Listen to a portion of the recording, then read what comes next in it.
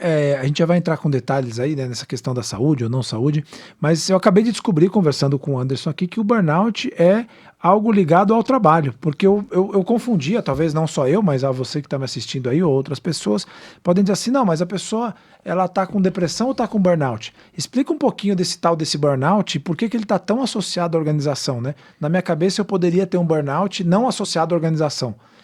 Explica pra gente um pouco dessa questão mais técnica aí. Vamos lá, eu acho muito boa essa pergunta.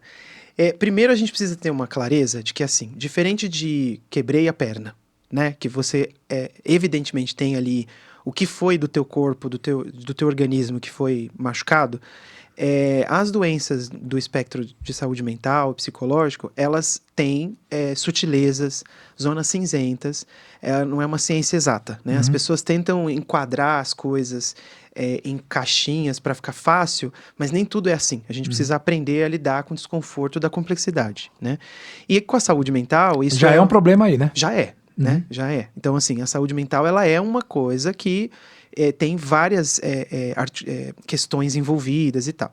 Mas existem uma série de estudos, não são necessariamente só recentes, mas desde o final dos anos 70, inclusive, quando começa a se estudar o impacto do ambiente de trabalho na saúde mental das pessoas. A gente tem estudos de 1979, por exemplo, falando sobre o impacto do controle excessivo, da falta de suporte gerencial, que vai culminar ali no final dos anos 80 a produção do primeiro inventário de saúde mental para o ambiente de trabalho, que é bastante famoso, inclusive, e que é um dos inventários recomendados para fazer, por exemplo, o mapa de risco da própria NR1, que a gente comentou, e que vai construindo um saber a respeito do impacto do ambiente de trabalho na saúde mental das pessoas. Isso vai ficando cada vez mais grandioso à medida que a gente também vai tendo mais casos de afastamento do trabalho por conta de problemas ligados ao trabalho.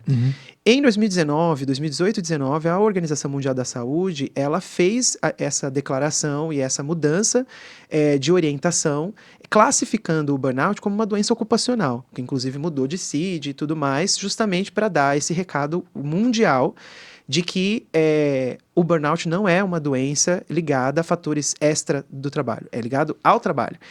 E isso é muito importante porque quando a OMS faz uma declaração como essa, você tem todo um cascateamento dentro das nações, dos países, que afetam muita coisa, né? Você concorda? Por exemplo, seguros de vida, seguros de saúde, toda a estrutura de remuneração, toda a visão a respeito da saúde pública, saúde privada, como vai tratar, como vai lidar. Então, você tem um desdobramento dessa situação, né? Isso foi ficando mais forte, mais recentemente, novas declarações, novas mudanças de legislação, inclusive na nossa legislação, mudando esse entendimento a respeito do burnout. E por que o burnout é uma doença ocupacional?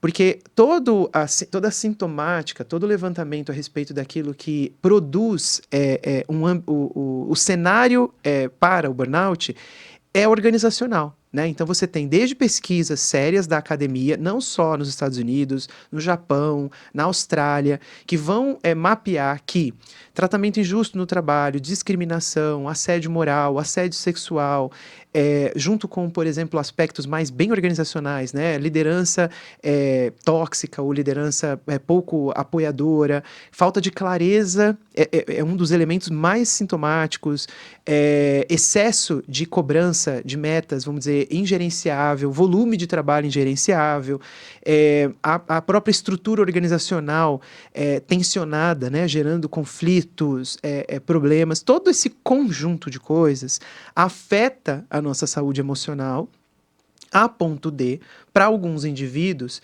que podem inclusive também ter comportamentos pessoais, individuais, pouco saudáveis, a produzir doença, né? E essa doença se manifesta de uma maneira sintomática muito regular, né? Então, a maioria das pessoas que vai ter o burnout, ela começa a ter essa desesperança, esse afastamento emocional, e aí vai se avançando, obviamente, para questões mais físicas, de perda de memória, de dificuldade de lembrar coisas, de não conseguir, ou de um estresse excessivo, e isso vai culminar num estopim para algumas pessoas, que pode ser um colapso total da capacidade cognitiva, né? Então, é muito específico, você percebe? Então, assim, não é sobre as questões pessoais, porque cada questão...